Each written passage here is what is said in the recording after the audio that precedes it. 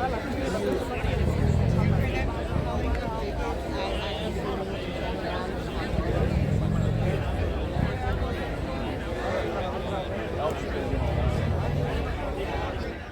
want to be beside you, Bill. What's your first name? John. John Dieppe. What is John Dieppe? Bruno's brother. You know Bruno? So I was up with him, and I'm not sure. I'm not somebody my dad was a businessman.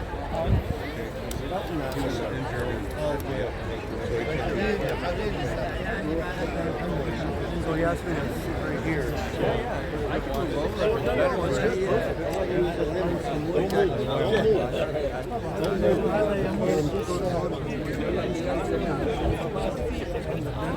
Women who love their country and who love God and who love their children.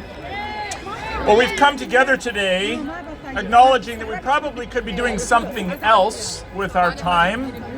Well, we come together today because we want to declare publicly and vehemently that we love our children and grandchildren. Yeah. We love our children and grandchildren.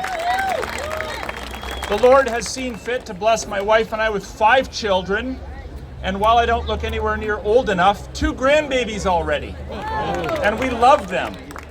And we want a Canada for them that will recognize truth and reality and will also acknowledge the role of parents in public education. So fundamentally, we're here because we want to say we love our children, and secondly, we will assert till death, that it is the God-given responsibility of parents to raise their children. Now, of course, you know, because you're paying attention to what's going on in the world around us, that we often are accused of hate or discrimination or intolerance. I want to offer 2 responses to that, which have already been alluded to. Number 1, it's actually the loving thing to do to speak the truth. And the incessant allegations of supposed hate that we are exposed to is not only inappropriate, since no human being can judge another human's motives, but it also is symptomatic of a lack of real arguments. Be encouraged. We have the truth on our side. We have the truth on our side scientifically. We have the truth on our side civilizationally. We have the truth on our side religiously. We have the truth on our side historically.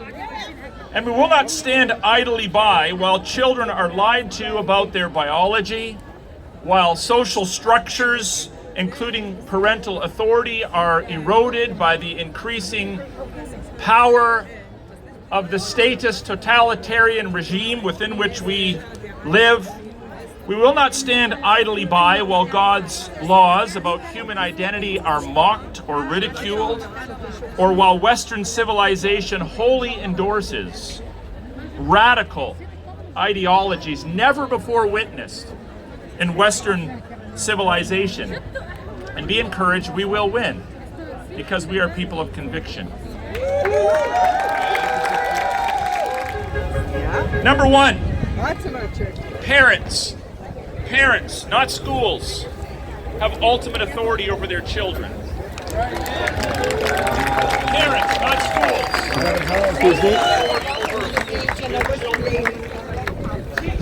Coming up that way.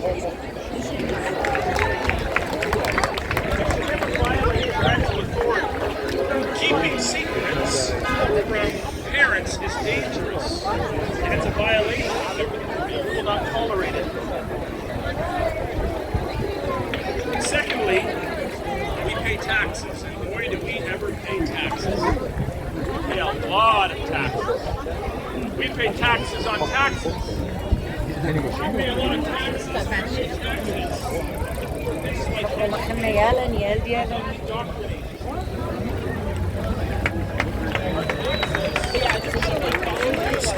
To adopt a radical gender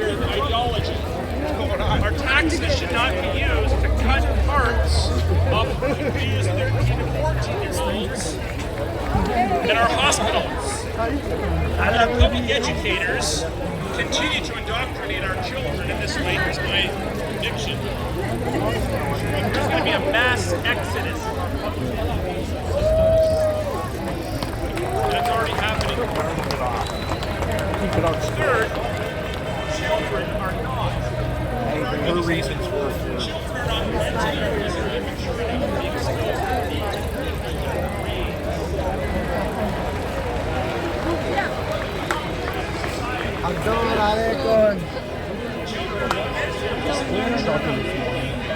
the Hey, hey.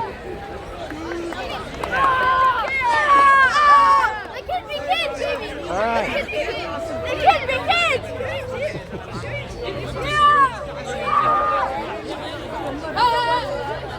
Leave us alone.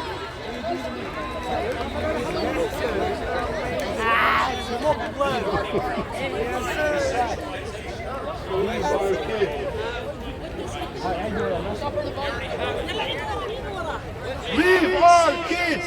Leave our kids. Leave our kids! Leave our kids. Leave our kids! Leave our kids. Leave our kids! Leave our kids. Leave our kids! Leave our kids. Leave our kids! Leave our kids. Leave our kids! Leave our kids. Leave our kids! Leave our kids. Leave our kids! Leave our kids. Hey, guys, listen to me for a second. What is the most important thing? No, it's not. You ignore them. Ignore them. Ignore them.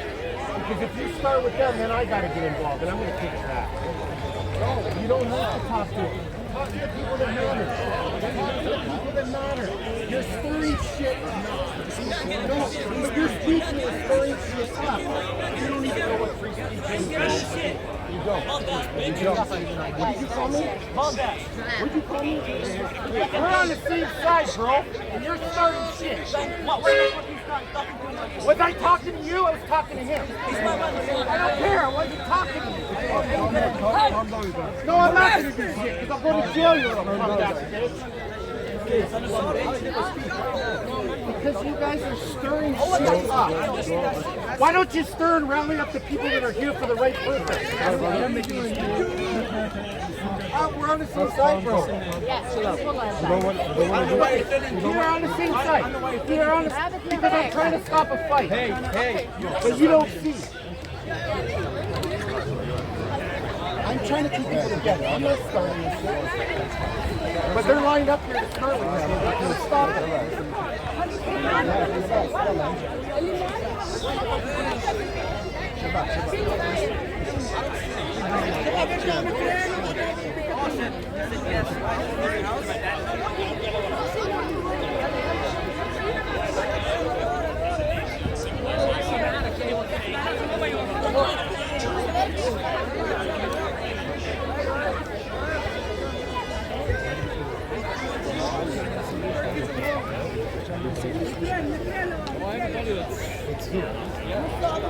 Together, I encourage you, we will win. Question about that. We will win. Together, we will not be silenced. Together, let's love our children. Love our God. Everything now. Yes.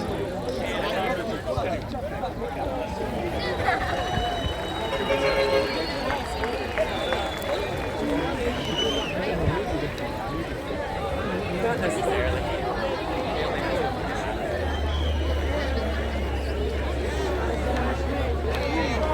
Vamos lá, depois da câmera.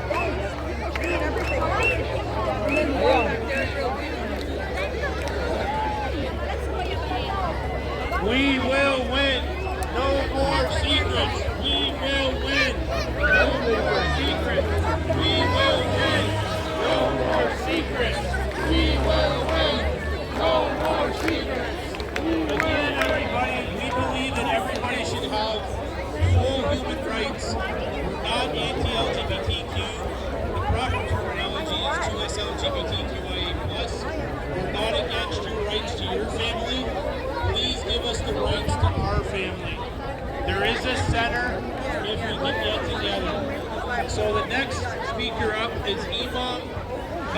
Imam Hussein Foundation.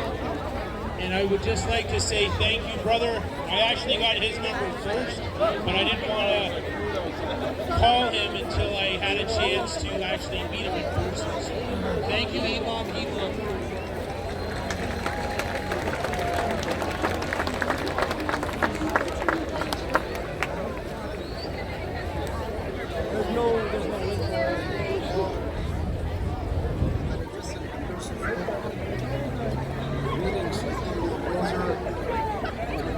I'm going to get a chance to. Ah, there we go. Thank you. Speak from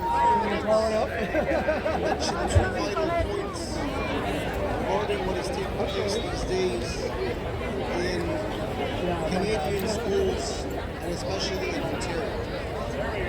As many of us, all of us know, our children are being taught concepts in school that, according to many, in fact, most parents, are either age inappropriate or contradict common sense or even contradict human nature before they contradict the holy scripts, the script of the Torah of Moses, the Bible of Jesus, and the Quran of Muhammad, peace be upon him.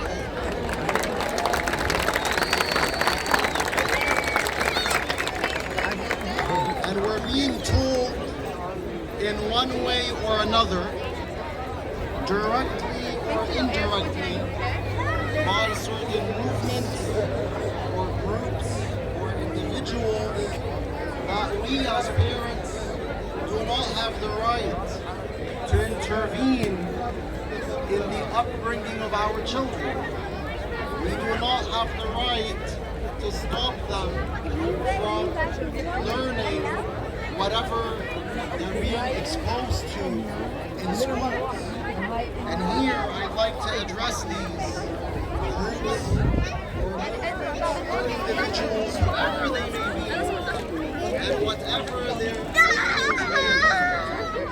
Tell us, are you the ones who brought our children into this world?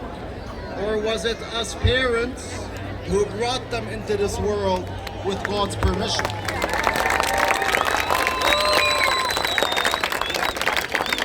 Are you the ones who spent days and weeks and months and years exerting effort and sacrificing your time and energy to raise our kids? Or was it us parents who did so? Are you the ones who worked during the days and maybe even during the nights to properly sustain our children? Or was it us parents who did so? It was us. We're the ones who brought them to this world with God's permission. We are the ones who sacrifice our time and energy to properly raise them.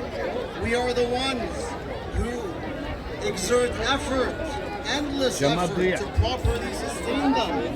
Yet we're being told again, in one way or another, directly or indirectly, that we should not intervene in the upbringing of our children, and we do not have the right to stop them from learning whatever they're learning in public schools, unfortunately. This is quite unfortunate, very unfortunate. And here, I'd like to refer all of you to a wise saying that was once said by a wise man. In my belief, this man was the embodiment of wisdom. His name was Ali, son of Abi Talib, peace be upon him. To us Shia Muslims, his relationship to the Prophet Muhammad was that of Simon Peter to Jesus, and that of Joshua son of Nun to Moses. He said the following word to his son Al-Hasan, and I want you to pay close attention to the word, for he was speaking as a parent. He said, "My son, I found that you were part of me. In fact, I found that you were all of me. I'm going to repeat his word so you may think about it for a few minutes. My son, I found that you were part of me. In fact, I found that you were all of me, such that if you would be afflicted with a calamity, I would feel as if I am the one who's afflicted with that calamity.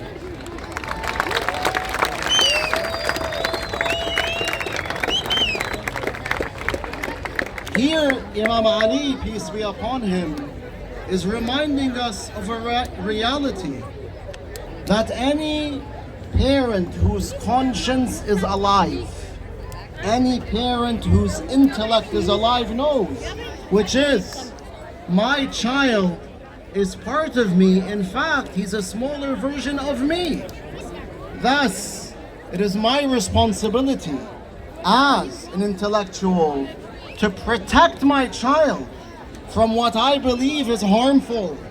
And this brings me to the second and last point without taking much of your time. Some, unfortunately, might ask, why are you rising? Why are you shouting? Why are you protesting? And we tell them, if I, the wise parent, saw that my child was being physically tortured by an individual, wouldn't it be my right to defend my child? Wouldn't it be my right to stop the torture? If this is the case, then why can't I defend my child and protect him from mental torture or psychological torture or spiritual torture?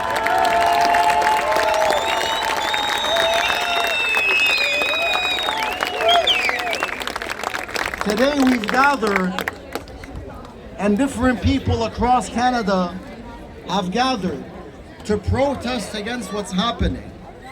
This is the first million-person march from coast to coast as we, parents, express our concern and demand the government and the school board to make drastic changes to the curriculum and the atmosphere that has been created in public schools. And I promise you that this will not be the last million-person march.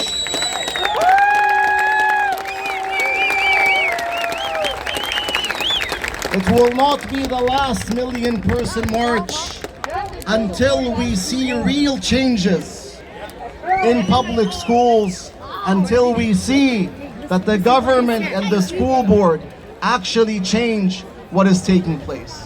Thank you for your time and have a great day.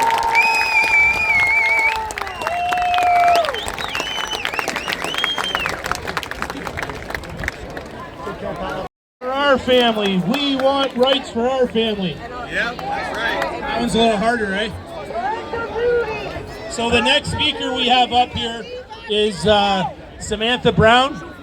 Samantha Brown is a perfect example that we try to say, before you reach out to your school board, please look us up, www.parentsrights.ca. I'll let Samantha talk about her issue with the school, but they basically swept it under the rug. So she's here to expose some darkness in the world. And again, we truly believe that everybody has a right to raise their family the way they choose fit. We just want a right to our children. Please, let's find a center to this. Thank you, Samantha. Hi everyone, I'm Samantha Brown. I am the Ontario coordinator for WDI Canada. WDI stands for the Women's Declaration International. We are a feminist organization with chapters in 50 countries worldwide. One of our main objectives is fighting against the harms gender ideology has brought upon women, children, and society at large. WDI Canada's leader, Linda Blade, recently had her resolution to give women and girls back our spaces, sports, and titles. And redefine women as an adult human female, passed at the CPC convention with 87% approval. This is a major step in the right direction for women's rights in Canada, and I could not be prouder.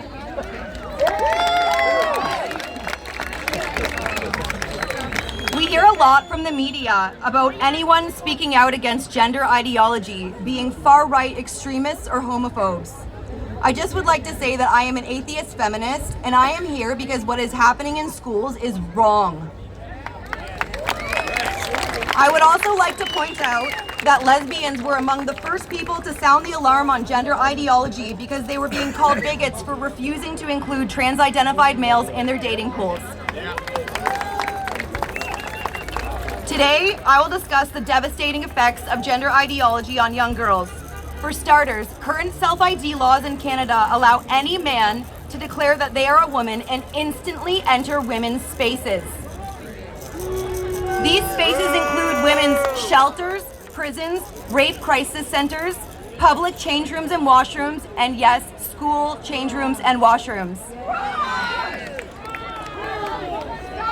Last year, when my daughter was 11, she came home from school and informed me that there was an 8th grade male student in the washroom. I asked her how she felt about it, and she said that she was now afraid to go to the washroom alone. The following day, I spoke to her principal. I was told that if she was uncomfortable, there was a single stall gender-neutral space that she could go to. Naturally, I asked why the male student could not be asked to use this washroom. I was told that every student is allowed to choose whichever washroom they feel most comfortable in. I guess this doesn't apply to female students. At this point, it was clear that this was not a safety issue for the male student. The student was already out.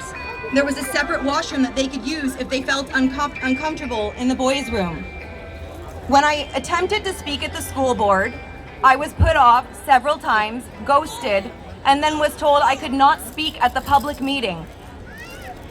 I was invited to speak at their private meeting. It turned out this meant I could talk to them while they ate their dinner. I was ignored, and ultimately, I left with most of them barely even looking at me. Take your child out! Our daughters and all women and girls are being used as validation tools. Our girls are not responsible for the feelings of male students. To suggest that they should move over and use a different washroom or change room than the one they have been using all their life is deeply misogynistic and unfair. For women such as myself who have had to heal from sexual violence, taking our single-sex spaces away is a form of torture. I can't imagine dealing with these emotions as a young girl. High school girls are now being forced to change for gym class in front of male students. This is a violation of their privacy and a clear message that their consent is conditional. It turns out that girls no longer have the right to say who they get undressed in front of or who undresses in front of them. If they make their understandable discomfort known, they risk being shamed and called bigots. There have been documented cases of girls being assaulted in school bathrooms in the United States. Not to mention the countless cases in Canada and all over the world of predatory men taking advantage of self-ID laws to violate women and girls. Considering that only about 6% of sexual assaults are reported, according to the U.S. Department of Justice, with minors being the least likely to report, I assure you that we have only seen the tip of the iceberg. The main reasons why girls don't report sexual assault is fear that they won't be believed or that they will be blamed. Add to that the fact that the perpetrator is a member of a protected class, and it could cause them to be called a bigot for coming forward, which we have also seen happen, and you've got a recipe for silence. I often ask, how many assaults are too many to justify allowing male students into the girls' spaces to validate their feelings? Why do their feelings matter, but our daughters' feelings don't? Why is it that when males say they feel unsafe in their own single-sex spaces, they're given access to female spaces with no questions asked? And yet, when women say that we are uncomfortable with any male being allowed into our spaces, we're called bigots and fascists. Right. Another major issue that is affecting our girls is the fact that they're now being made to compete against male students in sports. This is blatantly unfair and we all know it. Show me a person who says that males do not have monumental advantages over women in sports and I'll show you a liar. Testosterone is not the only factor to consider.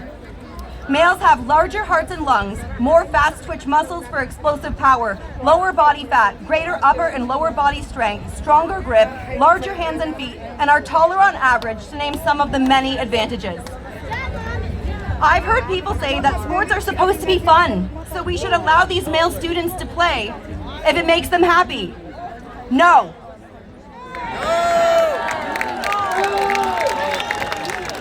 There are girls who train day in and day out to compete for places on teams and to better their performance.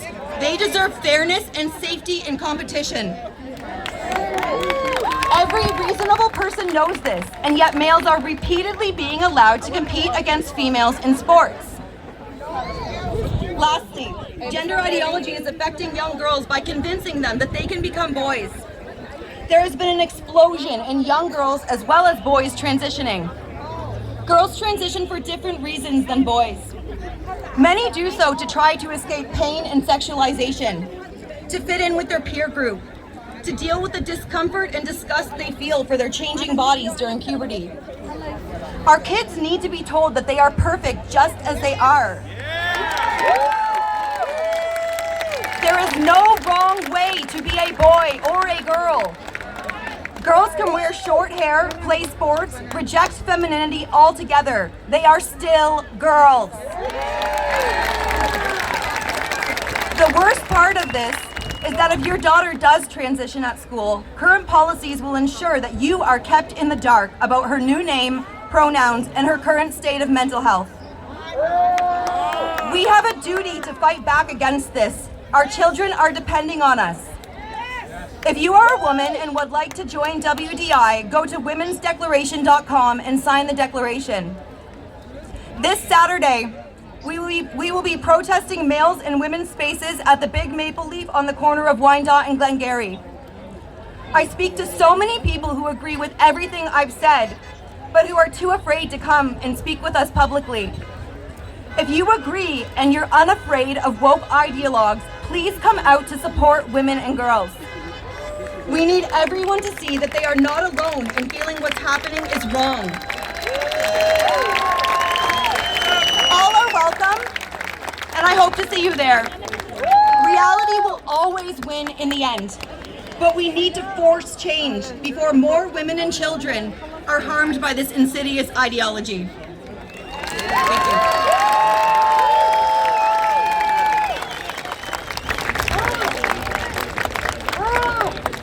Hi, everybody. That website, if you didn't hear it, if you go to www.parentsrights.ca, you can get connected with Samantha.